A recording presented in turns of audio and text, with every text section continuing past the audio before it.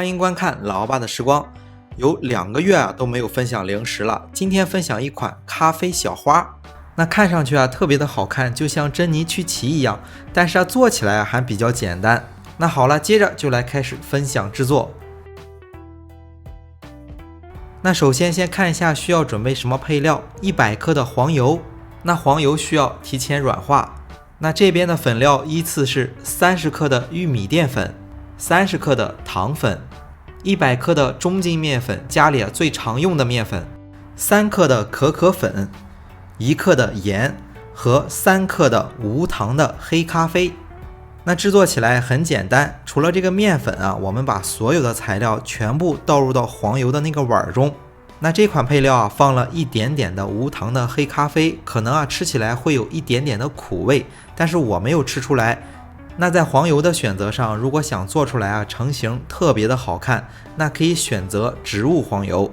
如果选择动物黄油，选择无水的。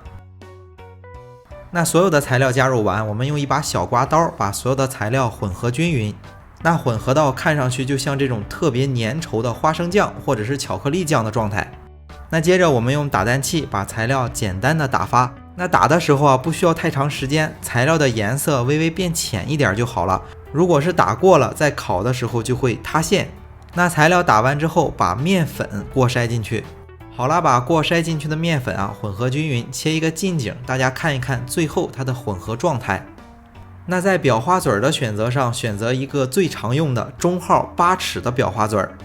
如果是选择一次性的裱花袋，最好选择质量稍微好一点的，这个材料不太好往外挤。加入进去之后，给它规整一下，不要让里面有气体。取过来烤盘，烤盘铺上烤盘纸。那这款中号8尺的裱花嘴比较常用。那边挤这个手微微的抖动。那这份材料大概能做20块。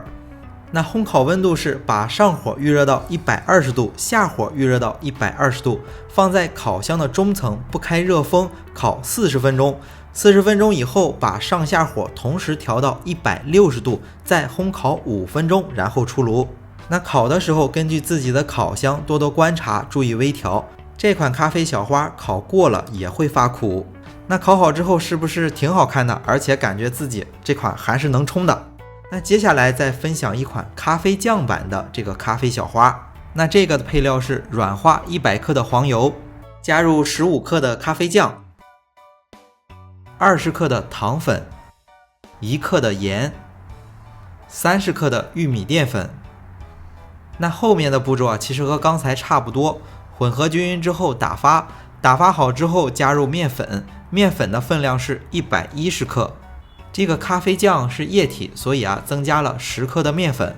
如果想吃味道更重一点的，颜色更深一点的，可以适量的添加一些咖啡酱，但是面粉也会适量的增加一点点，这个自己把控一下。那后面的步骤呢，基本上都是一样的，烘烤温度也是一样的，我就不做太多的镜头展示了。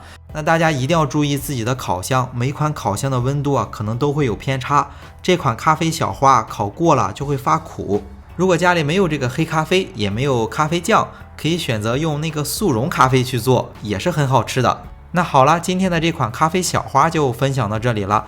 最近也有很多朋友留言想吃一些无糖的小零食，所以下一期给大家分享一款无糖的燕麦核桃酥。那如果大家喜欢老爸做的美食，请帮忙关注点个赞，谢谢大家。为了方便大家去记视频中所需要的材料和时间点也备注在了视频下方的备注栏。